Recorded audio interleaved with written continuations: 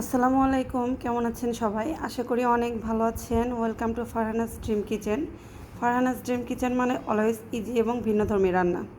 তো আজকে আপনাদের সাথে শেয়ার করছি ক্রাঞ্চি স্যান্ডউইচ, যেটা কেউ কখনো খায়নি এবং ইউটিউব কিংবা ফেসবুক চ্যানেলে এ পর্যন্ত কেউ কখনো দেখায়নি।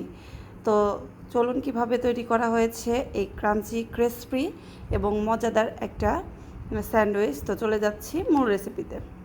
তো প্রথমে যেটা করব সেটা হচ্ছে আমি মুরগির বুকের মাংস নিয়েছি এক টুকরা। এবার এটাকে পাতিলের মধ্যে রেখে দিব। এর মধ্যে দিয়ে দিব সামান্য কিছু পরিমাণ পানি, দিব সামান্য একটু রসুন, সামান্য একটু আদা, দিব সামান্য একটু গোলমরিচের গুঁড়ো, সাথে 1 চিমটি লবণ। এবার এটাকে আমি একদম কুক করে পানিটাকে শুকিয়ে ফেলবো। তো আমি এটাকে এভাবে কুক করেছি, পুরো পানিটা শুকিয়ে ফেলেছি। এবার এটাকে আমি একটু ঠান্ডা হলে কাঁটা চামচের সাহায্যে ছাড়িয়ে নেব। এবার একটা কাঁটা চামচের সাহায্যে এটাকে এভাবে করে আমি ছাড়িয়ে নেব। চেষ্টা করবেন কাঁটা চামচের সাহায্যে। তো আমি কাঁটা চামচের সাহায্যে এভাবে গ্রেট করে এটাকে ছাড়িয়ে নিয়েছি। আমি এখানে কিছু ছোট সাইজের পাউরুটি নিয়েছি, মিল্ক ব্রেড। এটাকে আমি 4 সাইডে কেটে ফেলে দিয়ে ঠিক এইভাবে করে নেব। প্রত্যেকটাকে এভাবে করে নেব। যেহেতু আমরা একটু ক্রিসপি করব, সেহেতু আমরা ছোট সাইজটা নিলেই বেশি ভালো হয়। চাইলে আপনারা বড় সাইজও নিতে পারেন। তো আমি সবগুলো পাউরুটিকে সাইড দিয়ে ফেলে এভাবে কিন্তু স্যান্ডউইচ আকারে কেটে নিয়েছি। তো এবার আমরা এগুলোকে তেলে ফ্রাই করে নেব এবং ডুবো তেলে ফ্রাই করতে হবে কিন্তু। তো একটা প্যান বসিয়ে দিয়েছি। এবার এর মধ্যে আমি বেশ কিছু পরিমাণ তেল ঢেলে নিব, অর্থাৎ এটাকে যেন ডিপ করে ভাজা যায় এইরকম তেল। তো এবার এটাকে আমি গরম করে নিচ্ছি। তেলটা বেশ গরম হয়ে গেছে। এবার এর মধ্যে আমি একে একে করে সেই পাউরুটির টুকরোগুলো ছেড়ে দিয়ে সুন্দর লালচে রং করে ভেজে নিব। তো আমি এভাবে করে সবগুলো দিয়ে দিচ্ছি। এটা টোটালি একটা ভিন্ন স্বাদের। এটা একবার ট্রাই করলে বুঝতে পারবেন আসলে এটা কতটা মজার। তো বাসায় অবশ্যই একবার হলে চেষ্টা করবেন এটাকে বানিয়ে খেতে। তো আমি এইভাবে সবগুলো দিয়ে এবার এগুলোকে সুন্দরভাবে তেলে ভেজে নিচ্ছি যতক্ষণ না এটা ব্রাউন কালার হচ্ছে।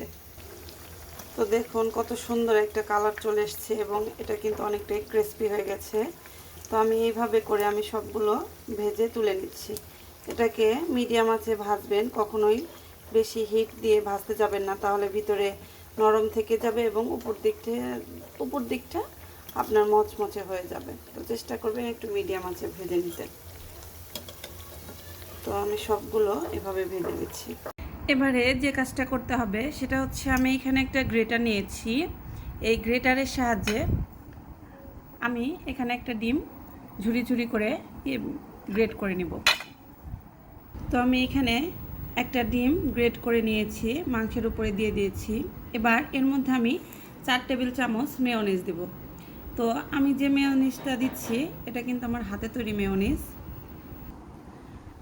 আপনারা চাইলে আমার ইউটিউব চ্যানেলেও দেখে নিতে পারেন। তো আমি এখানে 4 টেবিল চামচ মেয়োনিজ দিচ্ছি। এবার এখানে দিয়ে দিব আমি 2 টেবিল চামচ টমেটো সস। এটাও কিন্তু আমার হাতে বানানো। আপনারা চাইলে ইউটিউব চ্যানেলে গিয়ে আমার টমেটো সসটাও দেখে নিতে পারেন। তো আমি এখানে শসা কিংবা টমেটো কোনোটাই ইউজ করছি না, কারণ আমার বাচ্চারা এগুলো খেতে পছন্দ করে না। তো আমি এইভাবেই আপনাদেরকে করে দেখাচ্ছি। এখানে দিয়ে দিচ্ছি 2 টেবিল চামচ।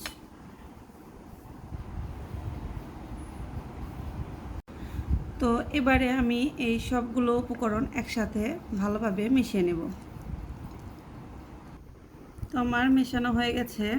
দেখুন এর ঘনত্বটা কেমন হয়েছে, ঠিক এই অবস্থায় নিয়ে আসবেন। এতে করে যদি আপনাদের মেয়োনিজটা বাড়িয়ে দিতে হয় সেক্ষেত্রে 1 চামচ 1.5 চামচ যেভাবেই হোক আপনারা কিন্তু মিশিয়ে দিবেন। তো এবার এটাকে আমি সেই ভেজে রাখা ব্রেডের ভেতর দিয়ে দিচ্ছি।